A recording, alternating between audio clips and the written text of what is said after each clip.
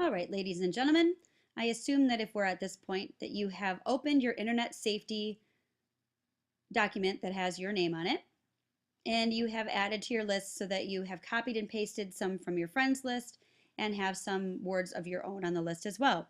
So right now what we need to do is to get your list formatted so that it can work in our cool tool, which is Tagxedo today. So in order to format your list for Tagxedo, we need to do a couple of things. I'm going to show you this list that you can keep on the board later to double check. The first thing we need to do is to highlight your whole list, so we can do that with Control A, and change your font to Arial. Tagxedo won't read all of the crazy fonts you might have already used in your document. So back to your list, we're going to do Control A and highlight your whole list. And now we can go into the font area and choose Arial for your font. Now it's in a font that Tagxedo can read. Our next step is to be sure that you have phrases, not sentences. So this list should be only 1, 2, or 3 words long. Remember, we're doing keywords that we should consider for internet safety. So you don't have to have the whole rule written out. You can just have some keywords chosen. For example, instead of always X out of pop-ups, we could just say pop-ups, because we need to consider pop-ups when we're on the internet. Then we can decide whether it's a pop-up we should be responding to or one that we should X out of. So pop-ups there is my keyword. If your list is numbered or you have bullets in front of each of those items, you need to get rid of those. So notice here my list doesn't have any numbers in front of it, so you would go back and delete out the numbers in front if you numbered your list.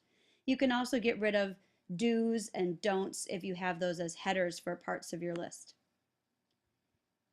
If you used the word don't in your phrase, you should either delete the apostrophe or change it to do not, because the apostrophe won't be read by Tagxedo, and you'll have the D-O-N part of don't will float separately in your word cloud and it doesn't look as good. And lastly, this is the part that's a little bit tricky. You're going to delete out the spaces in your phrase and replace it with a tilde. A tilde is this right here. It's kind of a swirly dash, okay? And you make that by holding down the Shift key and the key that is next to the number 1. That's where you make the tilde. So Shift and then that key next to the 1. And you want to make sure that we get rid of those spaces. So I did the first couple. I'm going to go down here and show you. I have ask an adult.